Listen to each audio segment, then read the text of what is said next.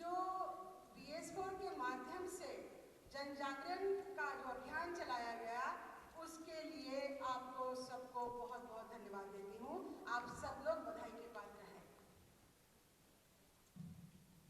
यह जो पूरा का पूरा मजमा आज जो यहाँ पर लगा हुआ है, ये मजलिस जो है, ये महफिल जो लगी हुई है,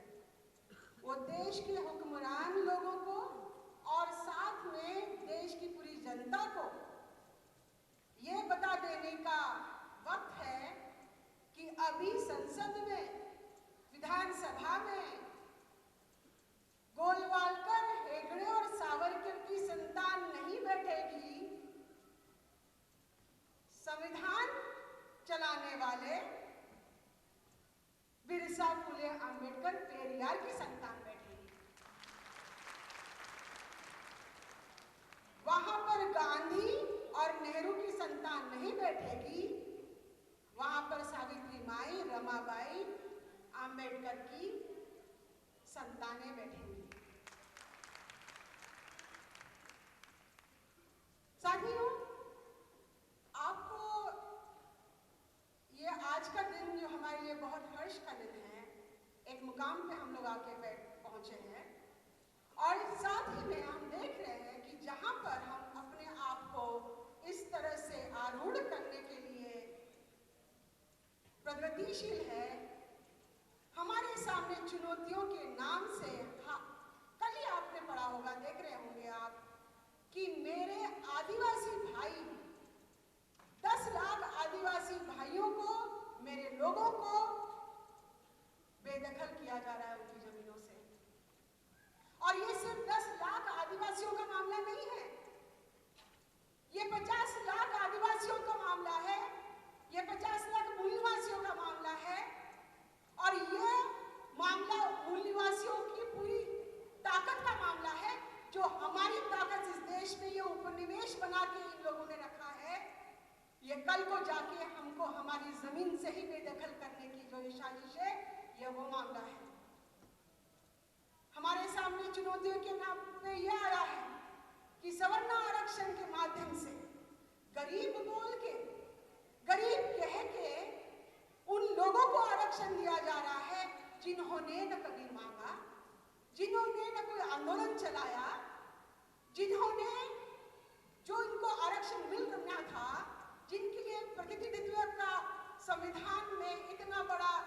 चीज बना के रखी हुई है, उसका विरोध किया, हमको आत्मग्लानि में ढकेला, हमारे लोगों को के खिलाफ गांधी के स्टैचू के नीचे से ही एंटी रिजर्वेशन के पूरे मोर्चे चलाए। उन लोगों को 72 घंटे में आरक्षण दिया जाता है, बहाल किया जाता है, और जो आप 72 सालों से आप ये पूरा आंदोलन चला रहे हो, आपको एक झटके में उससे बेदखल किया जाता है। 42 सालों से ओबीसी इस देश का आंदोलन चला रहा है, उसको दरकिनार किया जा रहा है। रोस्टर के माध्यम से जो हमारे मूल निवासी बहुजन समाज के लोगों को एक हद तक आकर अपनी पॉलिसीज, अपने निर्णय, अपनी डिसीजन मेकिंग अपने हाथ में लेने की जब बात आती है, तो उसको विभागवार और यूनिवर्सिटी का यूनिट को दखल करके सबरवाल की केस को उन्हीं के लोग PIL में डालते हैं, वही लोग याचिका डालते हैं और इस तरह से करते हैं कि 70,000 जिसको सालाना महीना इनकम है, जिनकी जायदाद का कोई आंकड़ेवार न जायजा लिया जाएगा। मतलब क्या कि अगर आपके पास इस देश में, किसके पास जायदाद है? सवर्ण वर्ग के पास जायदाद है, ब्राह्मण वर्ग के पास जायदाद है, लेकिन सवर्ण आरक्षण जो 10% आरक्षण के माध्यम से ये लोग लाए हैं, उनकी जायदाद का जायजा नहीं होगा। मतलब आपके खेत खलियान रहे, आप मंदिरों के तरह से आप जायदाद बना के रखें, या आपके यहाँ पर पंजाबी बाग में बोलो, या उत्तराखंड के किसी और उधर कसौली में बोलो, शिमला में बोलो, हर जगह आप 10-10 एकड़ जमीन पे अगर अपनी जायदाद भी लेके रखें तो उसका आंकड़ा नहीं होगा, क्योंकि सवर्ण को गोलवालकर की संतान कहती है कि कोई ज्यादा गरीब रहने का भी हक है। उनका 70,000 कमाने वाला व्यक्ति गरीब माना जा रहा है।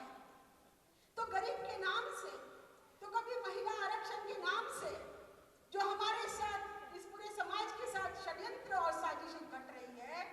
महिला आरक्षण के बिल के नाम से, महिला के नाम से, कि ये बोल के कि आपको नहीं लगता कि महिलाओं को उन्हें संसद में जाके बैठना चाहिए, आपको नहीं लगता कि विधानसभा में जाके बैठना चाहिए। ऐसा हम लोग पूछते हैं जिन्होंने की, जो कि बाबा साहब की संतान है और जिन्होंने की संविधान में ऐसा प्रावधान किया है कि जो एक महिला होगी वो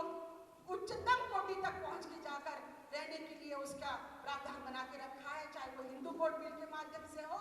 या पूरे जो जितने भी आर्टिकल संविधान में बने हुए उसके माध्यम से है। वो लोग जिन बाबा साहब ने और जिन फुले साहब की संतानों ने महिला के लिए पूरी जंग लड़ी है, उनको हमको कटघरे में खड़े करके महिला आरक्षण बिल के नाम से पूरी की पूरी संसद गोलवालकर और हेगड़ेवार और गांधी और नेहरू के संतानों के साथ में, उनकी महिलाओं के साथ में भर के रखने का षड्यंत्र कर रहे हैं। साथियों, ये जो पूरी तरह से बेदखल करके, पूरी तरह से नेस्तनाबूद करने का जो मामला इन्होंने बनाया हुआ है, और जिस तरह से हमारे चुने गए लोग हिंदू की राजनीति में हो या कांग्रेस की जो भय दोहन करने की राजनीति में हो, जिस राजनीति में भी हमारे लोग अटके गए हैं, उसके माध्यम से उनको संसद में हमने जाके बिठा के रखा है। और संसद में जो सन्नाटा छाया हुआ है, संसद में जो चुप्पी छाई हुई है, इस देश के लोगों को बता देना चाहते हैं कि संसद के बाहर जो अभी फिलहाल बैठे हुए हैं वो जिंदा है। वो आवाज उठाने के लिए नहीं, वो लड़ने के लिए आमादा है और वो चुप नहीं रहेंगे, वो वहां पर जाके बैठेंगे। और आप जो वहां पर जाके मरे जैसे हो, जब आप जुबान आपकी चलती नहीं, जब आप बोलते नहीं, तो आप मरे जैसे हो, आप मर गए हो। आपकी उन जिंदा लाशों को वहां से निकालकर हम वहां पर जाके बैठ के हमारे समाज के लिए और हम लोगों के लिए बोलेंगे।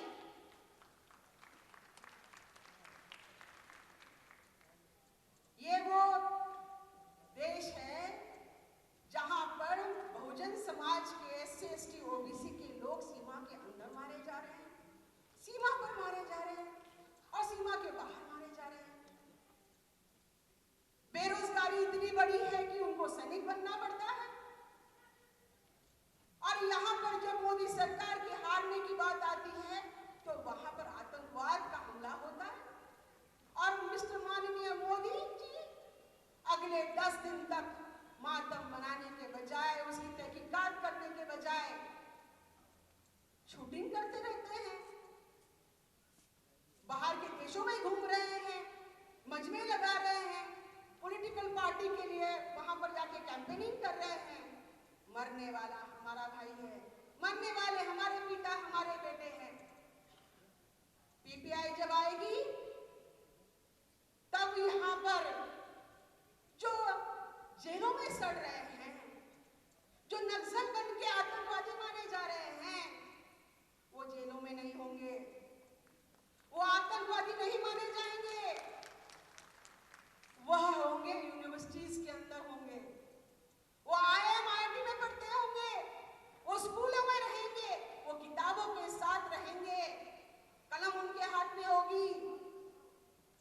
और वो इस देश के संविधान के लिए पॉलिसीज बनाएंगे, इस देश के संविधान के हिसाब से इस देश की चलना चलाएंगे। हम जब आएंगे, जब पीपीआई आएगी, जब पीपीआई के लोग संविधान में बैठेंगे, तो महिलाओं के ऊपर जो इतने अत्याचार हो रहे हैं, ये वो देश है जहां पर महिला की प्रगति की बात तो बहुत दूर,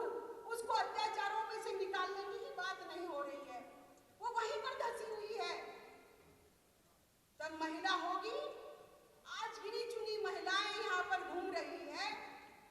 संसद में 62 महिलाएं हैं, उसमें से 50% उन्हीं परिवारों की है जिसके परिवार और जिसकी संतानें आरएसएस, बीजेपी और कांग्रेस से ताल्लुकात रखती है। जिन उनको वो लड़वाएंगी ही नहीं, वो हर कॉन्स्टिट्यूंसी में लड़वाएंगी उनके इसके अनुपात के माध्यम से, और वहां पर महिलाएं जाकर संसद में बैठेंगी। महिला आरक्षण बिल के खिलाफ जो षड्यंत्र किया जा रहा है और 85% बहुजन महिलाओं को वहां पर जगह नहीं दी जा रही है, तो पंचायत से लेकर लोकल बॉडी से लेकर संसद तक हमको बहुजन महिलाओं से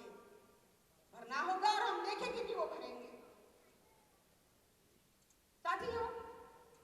यह जो पीपीआई का मामला है, वह मैं दिल्ली में हूं और मुझे मालूम है कि यहाँ पर हमारी जो आजकल आम आदमी पार्टी के नाम से मानी जाने वाली पार्टी है, उसके लिए भी एक तरीका का एक संवेदनशील वातावरण बनाया जा रहा है, एक माहौल बनाया जा रहा हुआ है। मैं आपको बता दूं कि चाहे वो कांग्रेस हो, चाहे बीजेपी हो, ये सारे के सारे लोग और आम आदमी पार्टी भी,